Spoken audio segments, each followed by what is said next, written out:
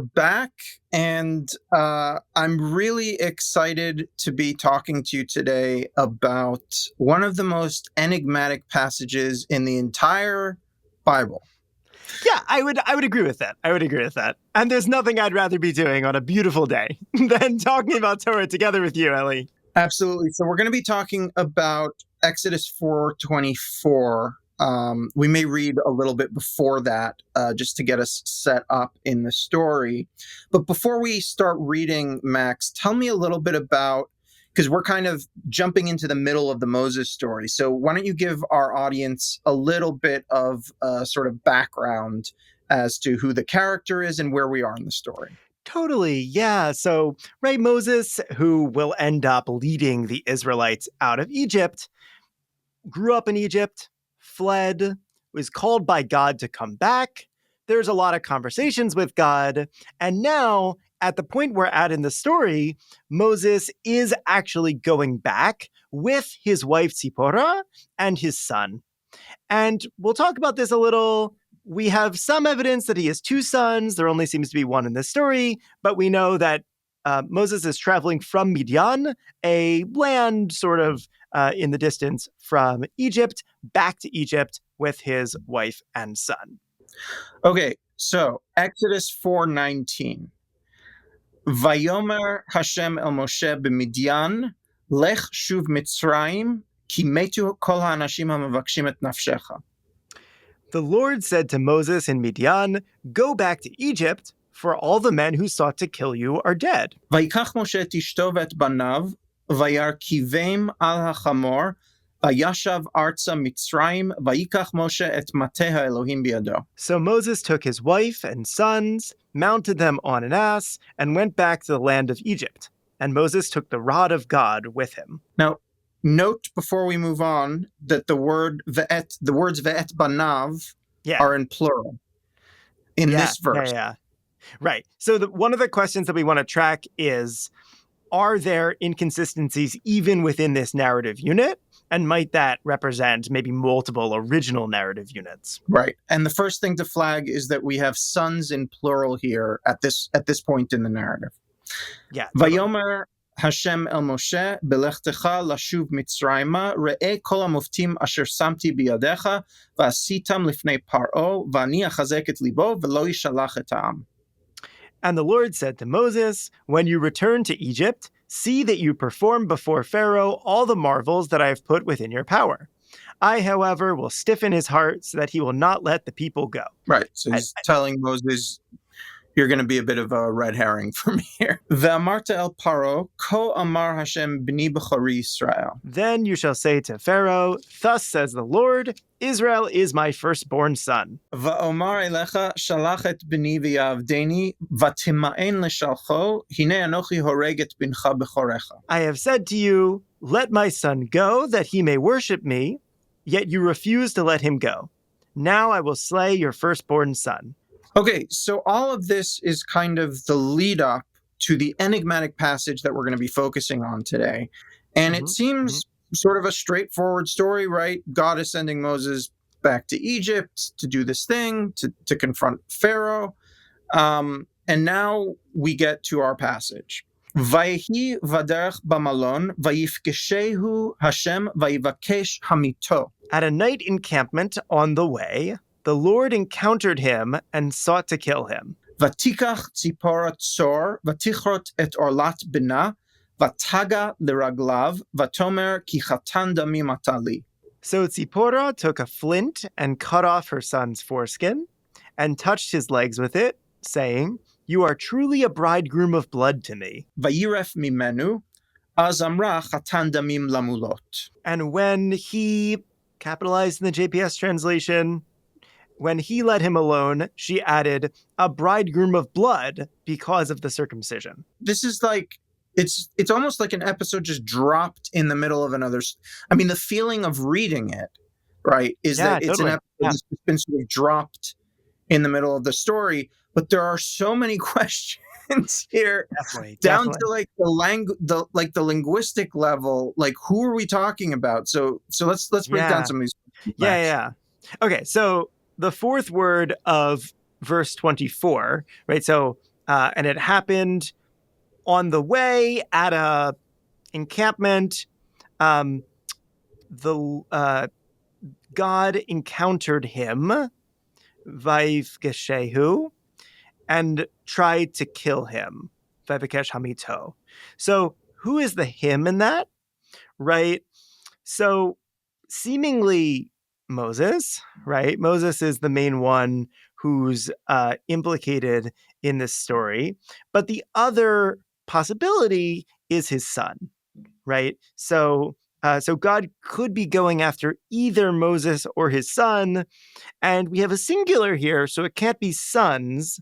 So depending on how you want to interpret this in relation to what we had before, where we have the plural sons, the singular might matter. And one of the reasons to think it's the son is because Tzipora is going to circumcise the son, right? So the circumcision seems to be warding off the killing, but is it for the one who's circumcised or is it for Moses? And part of the question is, why God might seek to kill Moses. And the sort of traditional answer is because he didn't circumcise his son.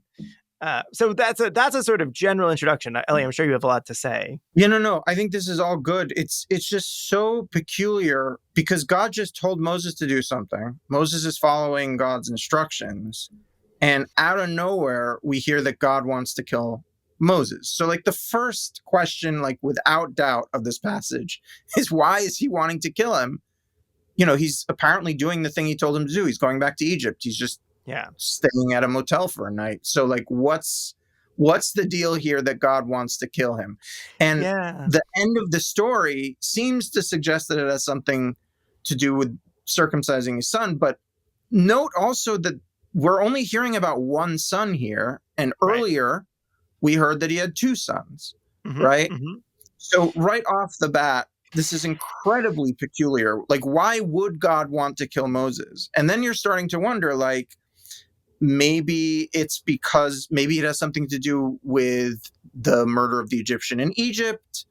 Maybe it's because, like you said, the traditional answer, he hadn't circumcised the son. But maybe the him is Moses and he hadn't circumcised himself. That's another possibility here. Like, why? Like, what is going on here? And because the pronouns are so unclear, it's not even clear who does God want to kill? Yeah, so it's not clear who God wants to kill. And then just to deepen this in the next verse, so it's clear that Tzipora is cutting off her son's foreskin, or lat benah, but then she touches it to his leg, and it's not clear whose leg it is. It could be the son's leg, or it could be Moses's leg, right? And it would seem to make sense that whoever's leg the foreskin is being touched to is the one whom God was trying to kill, right? But we don't really know for sure. And then when she says, "You're a bridegroom of blood to me," who is the you, right? It's masculine, but there's three options. It could be God, it could be Moses, her husband, or it could be her son, whom she's just circumcised. And then also there's a masculine subject who it says Vayref Mimenu, he let him alone. It probably does make sense that one is God, but it's not made entirely clear. So that's just throughout this small number of verses, just 3 verses, we get this persistent ambiguity about who's under threat. And that probably is the person who's behind a lot of these ambiguous masculine pronouns. So this is a passage that has puzzled commentators and later Bible scholars for millennia. And I can tell you, Max, that I've had numerous conversations with Bible scholars on this specific text, and I get the same response every single time, which is, I don't know. I mean, there are some people, I guess, who have some theories about what's going on here, and we can discuss some of them. But I just want to like linger for a second on the absolute enigmatic nature of this passage. It comes out of nowhere. It literally breaks the flow of what's otherwise a pretty standard narrative storytelling structure. And it has all of this ambiguity going on. It really is quite mysterious, but circumcision seems to be at the center of it somehow. Most likely, I mean, it's hard to say. It's really hard to say. Most likely, circumcision is what we might call apotropaic, right? It's somehow warding off some kind of bad thing, some kind of maybe negative spiritual force. It's really hard to say. And there's a couple options of how that might happen.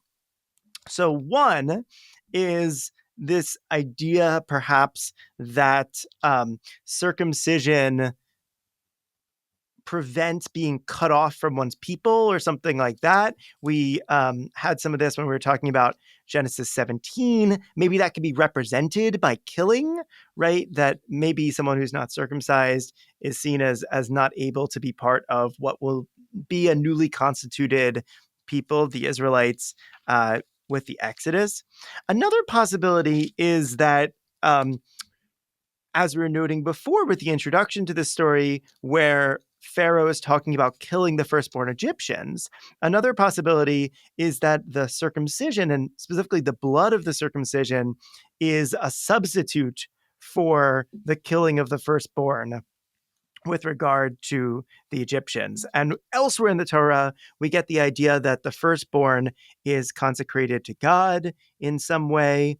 And now we have the ritual of Pidyon Haben, which has to do with sort of redeeming the firstborn. So maybe circumcision here also is some kind of older practice or cultic ritual related to the firstborn and God having some kind of power over the firstborn and warding off violence against the firstborn through circumcision.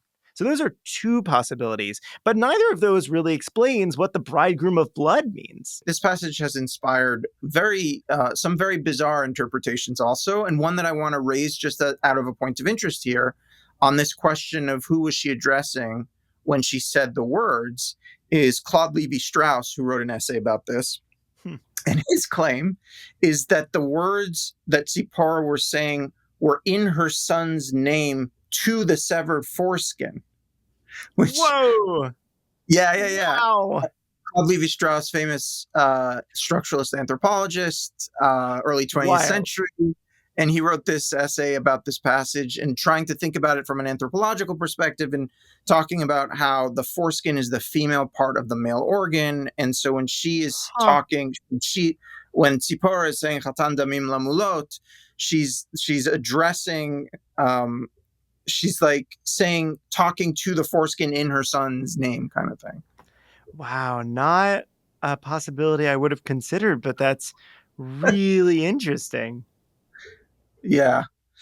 One possibility I want to raise as well is that when she touches the foreskin to someone's legs, that could also be a sort of embodiment of God, right? So in earlier stories in the Torah, and I'm using earlier neutrally between chronologically in the Torah as we have it and sort of older when they were written.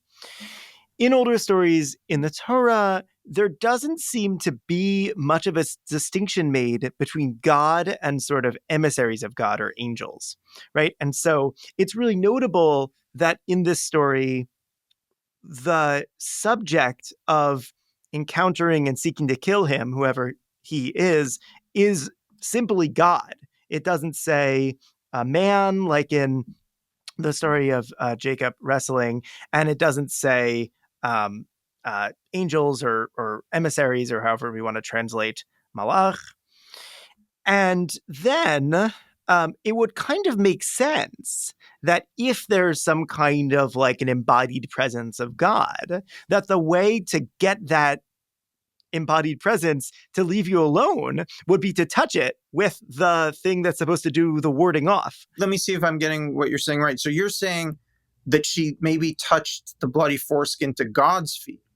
Yeah, I think that's quite possible. If we think maybe that God is an embodied presence in this story. I mean, we just don't have much evidence either way. When it says God encountered him and sought to kill him, what exactly does that mean? And right, if we're working with a theology here where there's not really a distinction between God and a sort of presence of God, then I think that's possible. Again, I don't know, right? Like, I don't think we have a clear sense of the theological assumptions at play here. This is a perfect transition because hold that thought and let's take a look at what the Septuagint has to say here. The Septuagint, again, for our audience, is the earliest Jewish translation of the Bible into Greek, probably 2nd century BCE, roughly.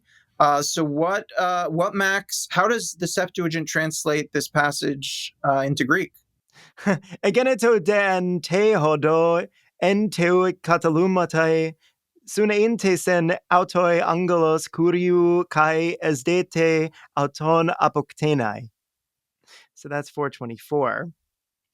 And it happened on the way in the encampment. An angel of God encountered him and was seeking to kill him. Okay, big difference here. Yeah. Apropos the point you were just making. Right. So the big difference in this verse is that we have an angel of God versus it just saying God, right? Or the Right. Lord. And that's not, I mean, I guess we could speculate that they were working off of a different text, but no, I think that's a sort of translator's prerogative kind of deal here. Yeah.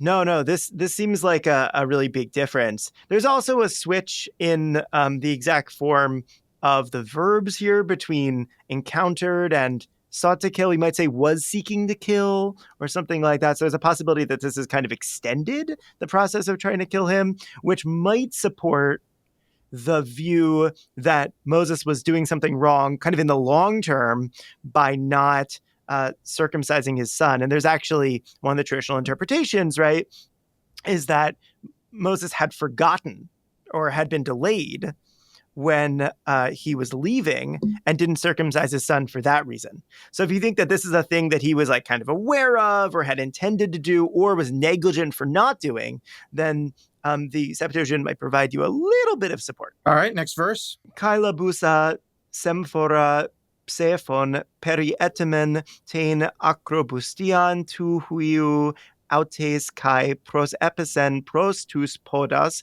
kai epen este to aima tes peritomes tu paidiu mu.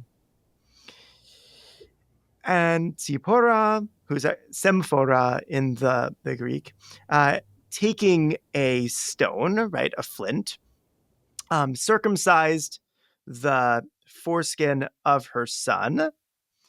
This is perietimen. This is like the standard Greek word for circumcise, which is, foreskin of her son. And she, and this is a bit of a weird word. She sort of fell down at or went to the feet of, towards his feet. Not exactly clear how to take the word in Greek here. And she said, the blood of the circumcision of my child stood. Now, what exactly does that mean? Great question. Very different from meme. Yeah, and I was kind of slow in translating this because it's pretty confusing in the Greek, right? So maybe the blood of my son's circumcision was established or something like that. This is also a word that's related to covenant making. So it's possible that we have a sense of the blood of the covenant here, which we actually don't have in the Hebrew, right? So you can easily imagine a much later translator trying to fit this into a sort of mental box, maybe. Absolutely. Yeah. It's fascinating. And I just want to highlight again the difference of saying that it was God who was trying to kill Moses as opposed to saying it was an angel of God who was trying to kill Moses. Do you feel like there was maybe some newly found theological discomfort with the anthropomorphic idea of God itself actually trying to kill Moses that was Yeah. coming here? I mean, that's very possible, especially among the Hellenistic Jewish community that is behind the Septuagint. We don't know much about that community, but we definitely know that in Alexandria there was, a lot more interchange of ideas than there was in other parts of the Jewish world. So it's very interesting, folks who were making and reading this Greek translation might have also been influenced by traditions with less, um, you know, personal, less anthropomorphized deities. The Septuagint is the first place where we see this idea of it not being God, but we also have other parts in the Jewish tradition where it gets elaborated even further. So there's a famous midrash, which is recounted in the Gemara in Nedarim. This sort of midrashic story answers at least some of the questions that we had from the text, and it says that it's not God and it's not an angel, but rather it's a snake-shaped demon that comes and swallows up the boy until the place of his circumcision. And that's how Tzipporah knows to cut the foreskin. That's how they know, because that's another question we didn't really cover, but like, how did she know what to do? Yeah. So this Yeah. sort of folk legend that's recounted in the Midrash and recorded in the Talmud answers that question and says, well, actually, it's not God and it's not an angel, like the Septuagint says. It's a snake-shaped demon that swallows up the boy until his penis. And there's an Israeli scholar named Yigal Ben Nun who has actually connected this to a number of kameot that have been discovered in archaeological sites in the ancient Near East, A number of where what? there's actually a depiction kameot, like they're sort of amulets that people would wear around their Oh, neck to okay. ward off Oh, evil interesting. spirits. Hmm. And Yeah. he's connected this text to two amulets that Mm. actually show a kind of snake swallowing a person until their midsection. Oh, wow. That's really interesting. And the Oh, idea that's there fascinating. would be Yeah. to sort of understand this passage in such a way that there's a kind of folk idea about desert demons that pose a danger to people, and Hmm. that Hmm. maybe in other and I think this is true actually in other cultures, that circumcision at one point may have been a sacrifice to ward off these sorts of demons, and Yeah. that this Yeah. story is some kind of Judaic version of that, like an early Judaic version of that idea. Yeah. I mean, that seems to me quite likely. Um, I mean, it's not clear if demons are at play or maybe just there's a sort of side to God that is kind of similar to the role of demons in some cultures. It's just, I mean, it's tough to say, right? But one thing which I do think we can say is that we have a very, very different context of circumcision here than we had back in Genesis, and especially in Genesis 17. I would really want to separate this out a lot from Genesis 17, especially because this seems grounded in a different sort of cultural milieu that would give rise to this story. I'm going to bring up a wild idea floated by, again, Yigal Ben Nun, that if you change one word in this story, all of our mysteries go away. So I'm gonna read to you Yigal Ben Nun's suggested single word change to this passage, and we'll come out on the other side, and you tell me how crazy this is and what you think about it. But it's actually, Okay. in this instance, he's suggesting one word change solves all the mysteries. So Yigal Ben Nun's reading, and he's very much coming from this sort of scholarly school where, like, this is obviously a text that's been tampered with multiple times, et cetera, et cetera, et cetera. But he suggests that in verse 25, Vatikach tzipor tzor vatichrot et orlat. He says instead of bina, it should be ba'ala. Vatagal ragla Okay. v'tamar. So he's Okay. suggesting, and he's suggesting with a single word change, all of the sort of mysteries that we have here go away. And his word change is when Tzipora took a flint and cut the foreskin, and instead of it saying of her son, it says of her husband, or even he says that you could even say of Moses. Vataga laraglav, and she touched it to his feet. Vatomer ki chatan dami matali. Then all of the, and it's true. Like if you actually do replace that one word, a lot of the questions that we had about this passage sort of go in. He would suggest that this is part of that older folk tradition of, Moses was in danger from some kind of a desert demon, and his wife did what needed to be done and circumcised him as a sacrifice to ward off the evil. And it's, again, that apotropaic kind of action to ward off of divine wrath. Yeah, I guess I would say that the change that he proposed solves the linguistic issues, right? Like the pronouns, as we would call them in English, who is the him, who is, being discussed here. But it really doesn't solve the sort of cultural context. And there's something really interesting about the possibility that a parent might be responsible for some kind of demon warding off practice or evil spirit warding off practice with regard to their child. So I think actually the child, at least possibly, adds a really interesting element. So I would be really hesitant to change the text. And I think that possibility might solve some of the issues, but not really a lot of the deeper issues that we should be most concerned with. I agree. And I also think that it doesn't, I think he is doing this in part because he's trying to place this in the larger context. He's trying to do what we're all trying to do, which is how do we reconstruct a history of circumcision throughout these texts? Totally. And it's very difficult. In this text in particular, like where does this get placed in the chronology, right? Because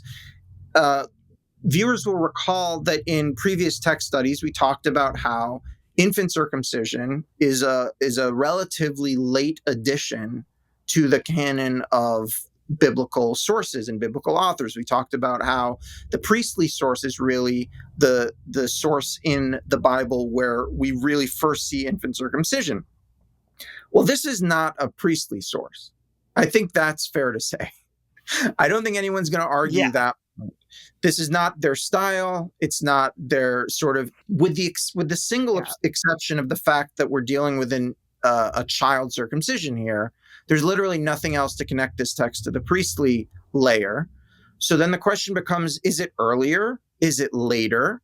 Right? Yeah. So here's the argument for it being earlier. The argument for it being earlier is actually, and some people talk about the linguistic connection between chatan damim here, and in Arabic. There's a kind of linguistic connection with circumcision.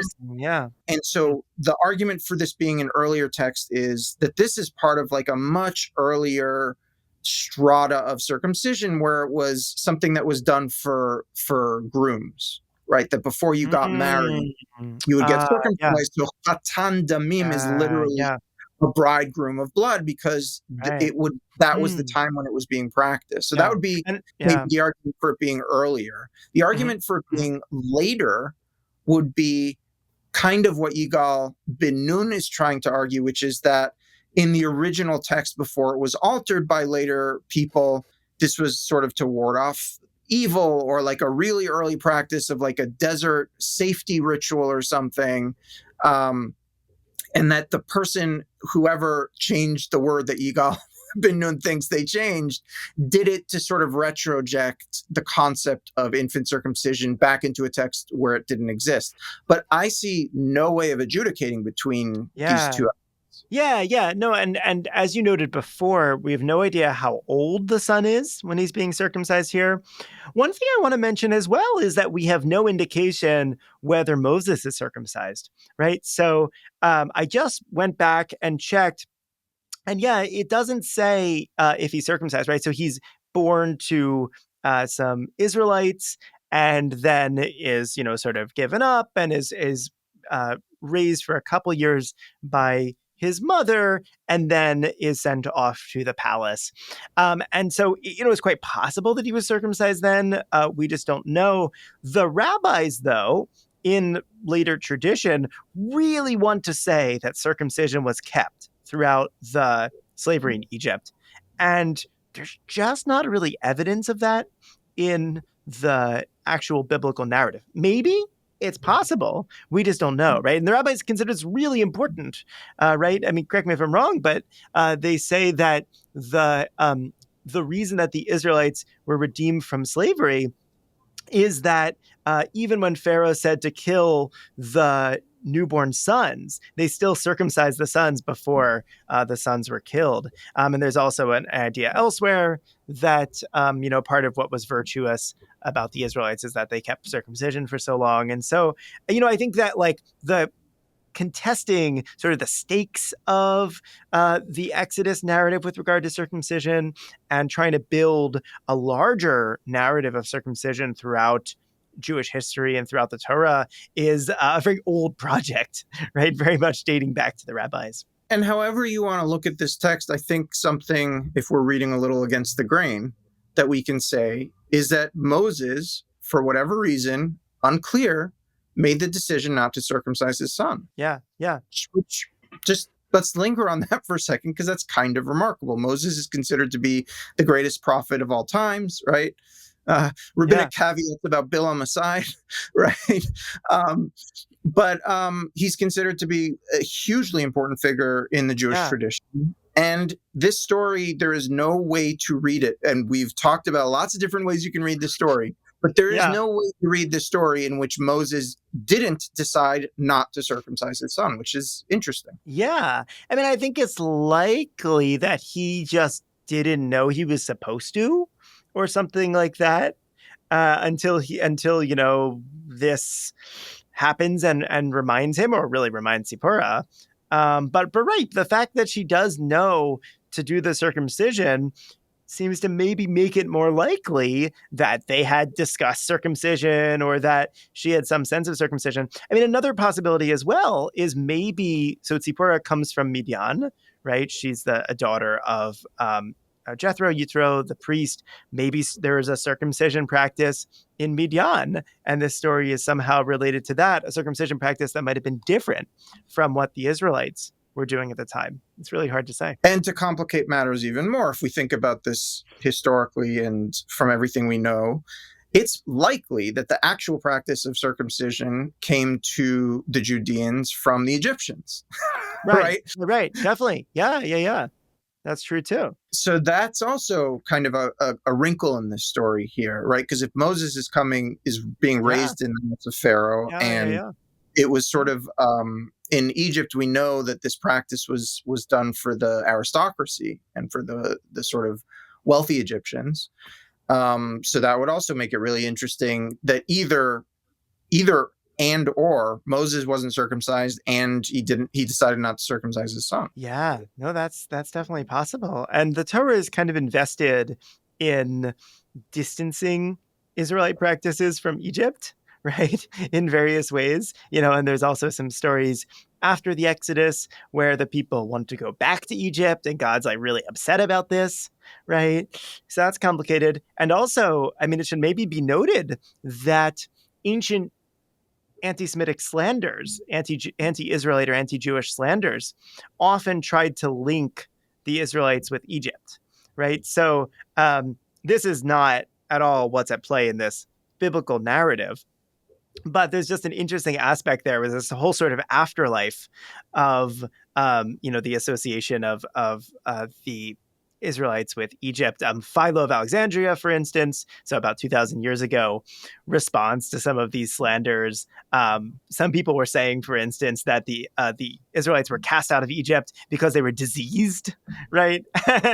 And so he's trying to defend the Exodus against that sort of thing. And so, these sort of cultural politics of not only circumcision, which Philo also talks about, but, sort of like where circumcision comes from, and maybe some of these warding off evil spirits practices are going to continue and have their own sorts of ways of manifesting in cultural exchange in the ancient Mediterranean and ancient Near East. Well, Max, I think we've made a good case for this being the most enigmatic passage in the entire Bible. Yeah, I totally buy that. Maybe some of the weird Aramaic bits of Daniel, but otherwise this is my bet. No matter how many times I read it, it's always just baffling in a really interesting and provocative way. Totally agree.